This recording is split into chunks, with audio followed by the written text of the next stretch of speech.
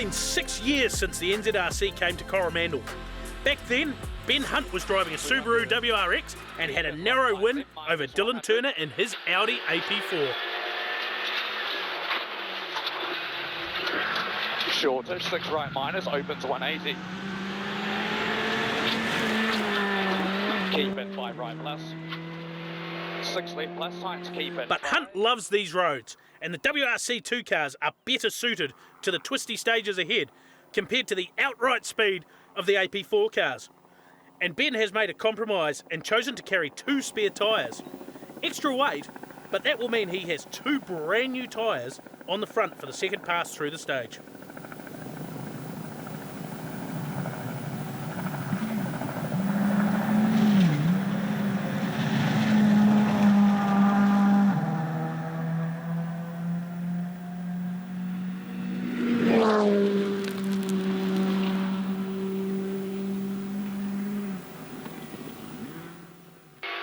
On this fast tarmac section to finish the stage, Hunt comes down to the line, 14:41.5.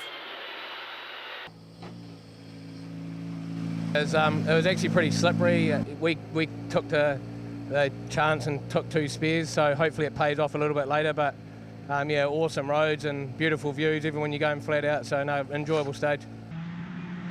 Robbie Stokes coming off a win at round 3 at Canterbury, but his last time at Coromandel was in a front-wheel drive Ford Fiesta R2. So this will be all new for him, having to make decisions on setup based on what he saw on recce the day before. Crucially, Robbie chose to take just 1 spare, saving weight, but maybe compromised if tyre wear is high. His time? 4.8 seconds slower than Hunt. 14:41. Bloody slippery, I was not expecting that. Like the rear of the car just wanted to spin on every corner, so great fun though. Lots of gravel, but it'll sweet for the second run through in I don't know, an hour, so I guess we run that. With Robbie and Ben now locked in the battle for the Nzrc title, Jack Stokes can afford to just concentrate on stage times without worrying about his championship position. Watch. Short 4 right narrows. In the South Island, the Fiesta AP4 had shown great top speed on the stages 30. and was suited to the rallies with long, fast sections. But the WRC2 Scooters are at home on these twisty stages, and Jack has got his work cut out to keep up. He had already lost 17 seconds to Hunt at the halfway split and would finish the stage 28 seconds slower. 50, 6 right, 50. Half 6 left plus. On board at the stage start with Jack Hawkswood and the view from his 360-degree camera.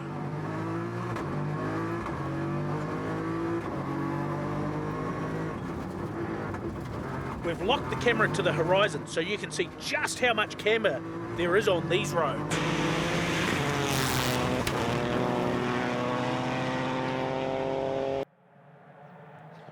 Hawkswood 11 seconds down on Hunt here at the split point. But this is the AP4 Yaris, so the speed is compromised on these stages. No doubt, Jack is looking forward to the arrival of his brand new Toyota Yaris Rally 2. Josh Marston was 3rd place in the championship going into this round after solid results in round 1 and 2. This stage had a variety of conditions, from swept hard road to tarmac to gravel. Tyre choice was going to be critical, and Josh had gambled on super softs, thinking the forecasted rain would make the conditions tricky.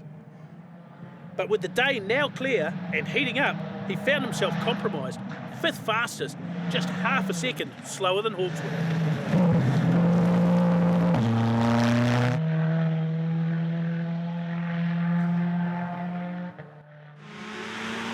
Dylan Thompson returns in his older Subaru WRX at Preza.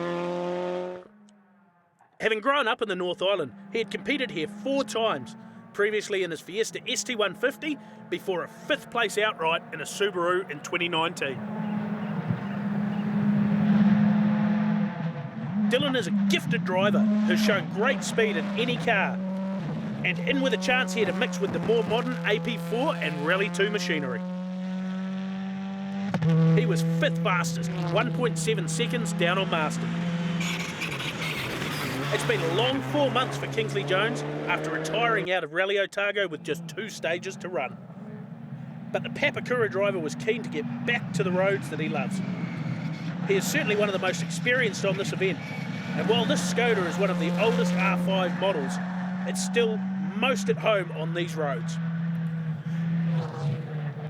It was pretty messy, I'm pretty rusty. Just couldn't get any timing between the corners. So yeah, over handbrake, under handbrake, push, just about every driving condition or every driving thing that you can find. But no, we're right. After a refuel at Kennedy Bay School, the cars attacked the stage again.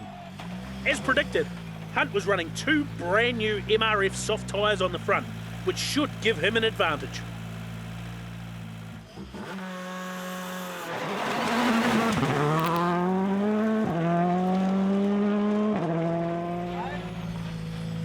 Robbie Stokes choosing to use his 1 brand new tyre on the front right.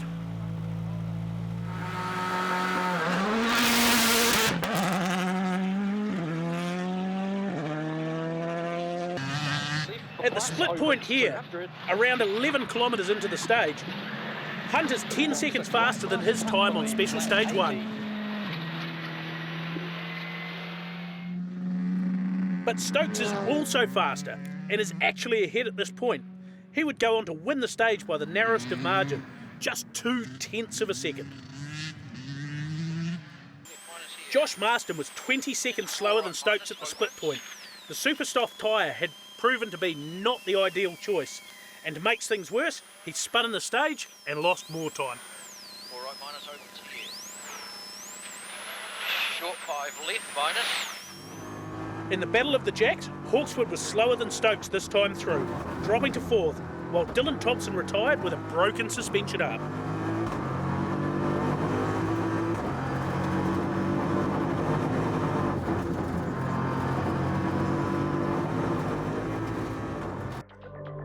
After service, the crews tackled the Coromandel stage, our power stage for the day. 7 right. 7 right over small crest. Big opportunity here for both Ben Hunt and Robbie Stokes to take the bonus 5 points for winning the stage. 6 right plus 30. Yep. Shorter 6 left into sudden, keep it long 5 left. 30 plus opens 200. But confusion for Ben here at the dedicated slow zone in the stage. Opens 200. No, it's all the way up there. What, the flying finish? Yeah, and now you've got to be 30 here. Keep in 5 right. These zones are used to slow the cars through sensitive sections of the road. Timing is stopped when they pass the first red flying finish board. They have the time to slow to 30 kilometres an hour, which must be obeyed from this sign here. You're doing 30. Keep in 4 right. I lost heaps here, 200. Then they can speed up after the next 30 kilometre sign, and the timing begins at the final red board. Ben has slowed too early, but because the timing is paused, he doesn't really lose a lot of time. Sorry, bro. Stuffed up in the speed, don't it? Power stage, how do you think you went? Oh, I don't know. I'm a little bit pissed off because, you know, you're running in a championship like this, and when we did recce, they had no of the, what do you call it, speed zone in recce, and then it's been done completely different than we've had every other rally. So I buttoned off probably 200 metres too early, and a bit disappointing when it's a power stage, and yeah. Thanks to Stokes Motorsport, we now have the dual camera view with data. Look how often Robbie's at full revs here. And absolutely no confusion in this car as to how the slow zone works.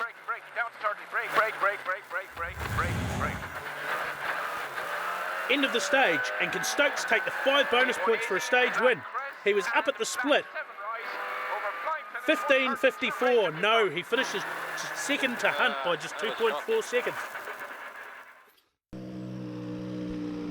I reckon we dropped heaps of time. Tried my hardest, but maybe overdrove the stage a bit. Got real abrasive towards the end and just started losing the rear, so. A lot of learning with this car. You think you've got it at one rally and then you come to another rally and it's completely different. So, no, it's good fun, but yeah, probably left a lot of time in there. But that's all right. 3, 2, 1, go. While Stokes and Hunt had established a healthy gap to third place, the 2 Jacks had their own tight battle going for third place. Jack Stokes had the upper hand by the smallest of margins, going into this stage. 5 left, 30. Stokes time, 16:18.2. With under 10 seconds separating third and fourth going into the stage, this had the potential for a position change. In the end, Hawkswood was 3.2 seconds faster to take 3 points, but he still trailed Stokes in fourth by just 6.3 seconds. Late 4 right minus here.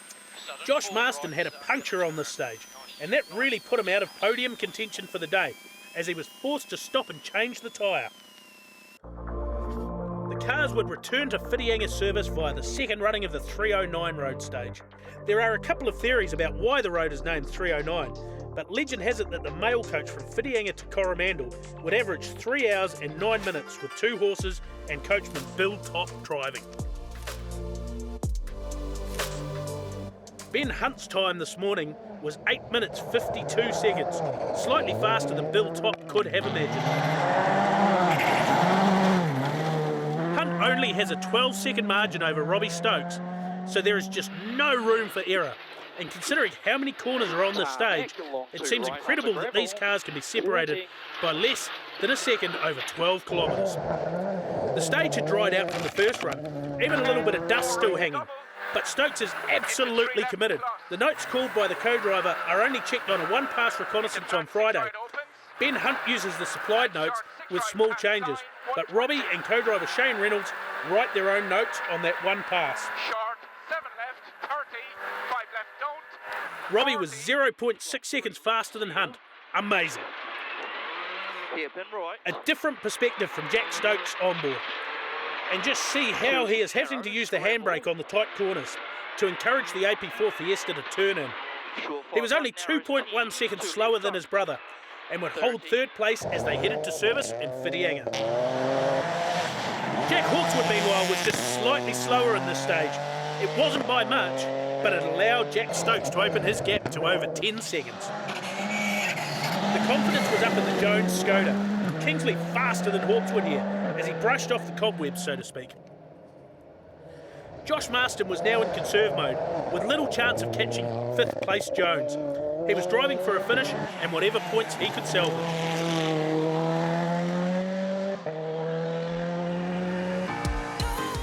So Hunt leads by 11.7 seconds to Robbie Stokes, Jack Stokes holding third to Hawkswood by a similar margin.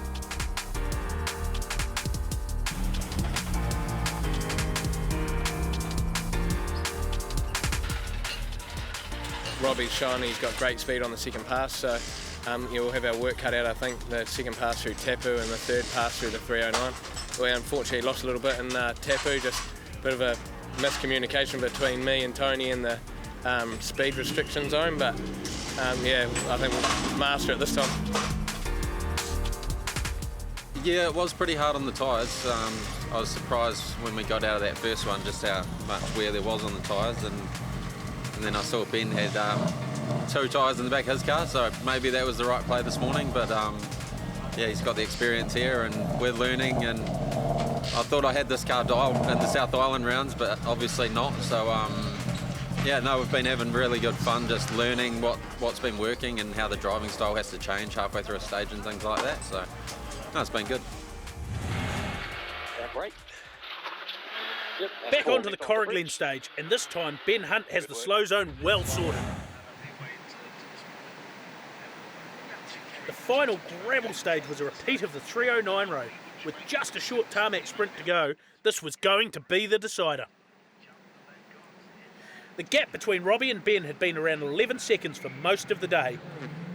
A perfect run through here should secure the rally win for Ben Hunt, but all it takes is a brush with a bank, maybe a puncture, and Hunt could go from leader to loser in the blink of an eye. This is the third pass over this stage, so the notes should be perfect as driver and co-driver work as a team for that perfect stage. So let's listen to Tony Ralston call the notes on this section. Short, keep in 6 right, opens believe flat onto tarmac, narrow bridge, keep in long 4 left. High, give 5 right minus through narrow bridge. A perfect run required here by Robbie Stokes. So let's listen over the same section of stage to Shane Reynolds' notes to Robbie. Listen for the subtle differences. 7 right over crest, brakes 30, 4 left, 40, 7 right, and flat 7 right, through bridge over seal and right, into 4 left narrows, into 5 right, bridge and exit. The difference, just 1/10 of a second to Robbie for the stage, but the rally win to Hunt if he can get through this tarmac stage okay. This was an opportunity for the Whitianga locals to see the action up close, and the drivers were able to put on a show. Stokes would get through the stage 1.1 seconds faster than Hunt, but it wasn't enough to steal away the rally win. The battle for the final podium spot was still in contention, with Jack Stokes 14 seconds ahead of Jack Hawkswood. While the AP4 cars did not have the pace of the Skodas, these two young drivers had matched each other throughout the day. Let's watch over the final 30 seconds of the 309. 4 right into short 4 left, into 4 right over finish, Kinks 100. Nice work, mate.